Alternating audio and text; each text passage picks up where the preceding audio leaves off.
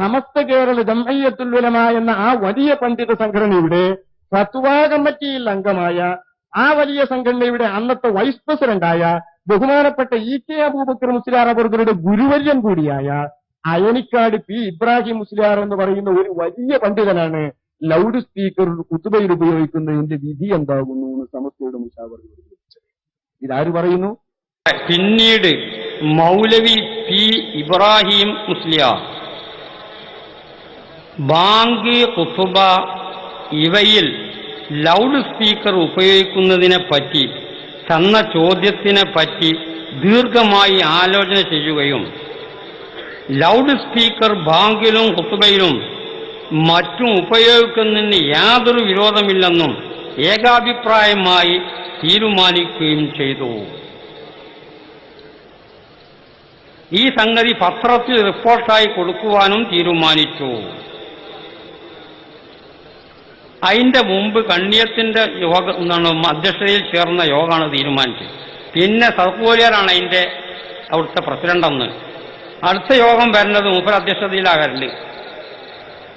ആ അധ്യക്ഷതയിൽ മൂപ്പരെ മുന്നിൽ വായിച്ച റിപ്പോർട്ടാണ്.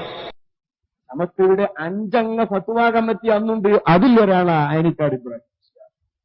ഓരെങ്കിൽ സമസ്തയുടെ ഉപാധ്യക്ഷൻ വൈസ് പ്രസിഡന്റാണ് ബഹുമാനപ്പെട്ട പി. അബ്ദുറഹ്മാൻ മുസ്ലിയാർ അയനിക്കാട്. ബഹുമാനപ്പെട്ട ഇ.കെ. എന്ന സമസ്തയുടെ സെക്രട്ടറിയുടെ ആണ്. ഈ ഒരു പണ്ഡിതൻ ഉച്ചഭാഷിണി എന്ന ഈ യന്ത്രം ഖുതുബയിലും മറ്റ് ഇബാദത്തുകളിലും ഉപയോഗിക്കുന്നതിന്റെ വിധി എന്ത് എന്ന് ചോദിക്കുമ്പോൾ തന്നെ ഇതിലെന്തോ ഒരു കുരുട്ട് ഒളിഞ്ഞു കിടക്കുന്നില്ലേ? നിങ്ങൾ സംശയിക്കും. നിങ്ങൾക്കൊക്കെ സംശയം വരൂല്ലേ? ഇതെന്തിന് അദ്ദേഹത്തെ ചോദിക്കുന്നത്? ഇരിക്കട്ടെ, ആ ഒരു വലിയ പണ്ഡിതന്റെ ചോദ്യമാണ് എന്നെങ്കിലും മുഖവിലക്കെടുക്കേണ്ട ഈ പ്രശ്നത്തെക്കുറിച്ച്. 1967 ഏപ്രിൽ മാസം 8-ാം തീയതിയിലെ മുശാവറ ചേരുന്നത് വരെയുള്ള സമസ്ത കേരള ജംഇയ്യത്തുൽ ഉലമായുടെ ചരിത്രത്തിൽ അന്നേ വരെ ഫുറുഇയ്യായ ഒരു വിഷയത്തിൽ ജായിസാണ്, ജായിസല്ല എന്ന് സമസ്ത കേരള ജംഇയ്യത്തുൽ ഉലമ പാസാക്കിയതായി ഒരു രേഖയുമില്ല. 8/4/67 കുപ്രസിദ്ധമായ മുശാവറയിലാണ് ഉച്ചഭാഷിണി ഖുതുബയിലും ബാങ്ക് പോലുള്ള ഇബാദത്തിലുമൊക്കെ ഉപയോഗിക്കൽ ജായിസാണ് എന്ന് സമസ്ത കേരള ജംഇയ്യത്തുൽ ഉലമ പാസാക്കുന്നത്. ഇതൊരു മതപരമായ ഹുക്മ് പറയലാണ്.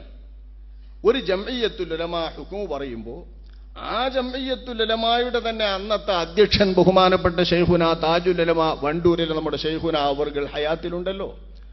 അവർ അതിനു മുൻപേ സമസ്ത കേരള ജംഇയ്യത്തുൽ ഉലമായുടെ പ്രസിഡന്റായിരിക്കെ ഈ ഖുതുബ ലൗഡ് സ്പീക്കർ ഉപയോഗിച്ച് നടത്തിയാൽ സ്വഹീഹല്ല എന്ന് ഫത്വ നൽകിയ പണ്ഡിതരാണ്.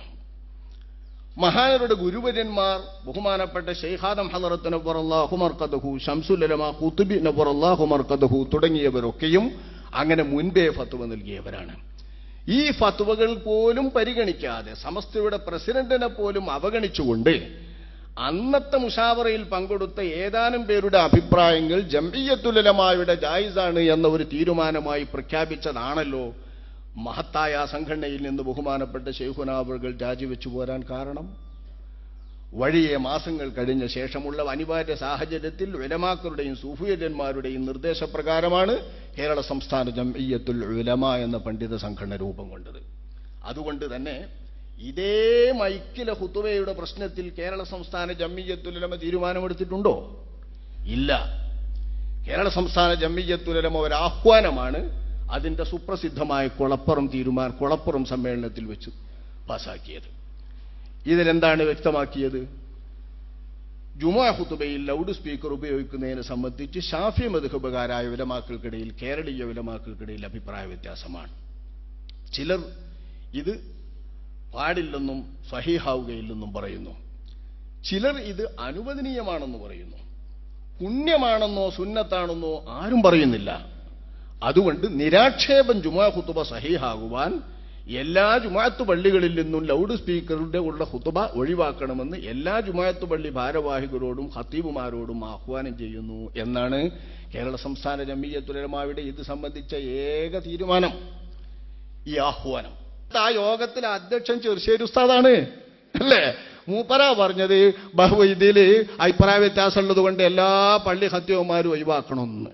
ഇപ്പൊ മൂപ്പരത് വെച്ചു കൊടുക്കാൻ പ്രസംഗിക്കാൻ പോകല എത്രയോ സ്ഥലത്ത്.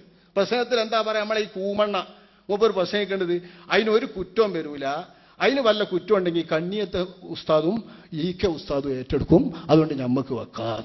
മഅദല്ലോ നോക്കി പ്രസംഗിച്ച ആ കൂമണ്ണില് നമ്മളെ കൂമണ്ണി പ്രസംഗിക്കാണ്. സ്പീക്കറിൽ കുത്തുബോധത്തിന്റെ പേരിൽ വല്ല കുറ്റം ഉണ്ടെങ്കിൽ അതൊക്കെ ബഹുമാനപ്പെട്ട കണ്ണിയത്ത് ഉസ്താദും ഈക്ക ഉസ്താദും ഏറ്റെടുക്കും, ഞമ്മ കയ്യിലൊരു കുറ്റമല്ല. അന്ന് മൂപ്പർ പറഞ്ഞ അഭിപ്രായ വ്യത്യാസം ഉണ്ടായിട്ട് ഒഴിവാക്കണം എന്നുണ്ടെങ്കിൽ അധ്യക്ഷ മൂപ്പരാ.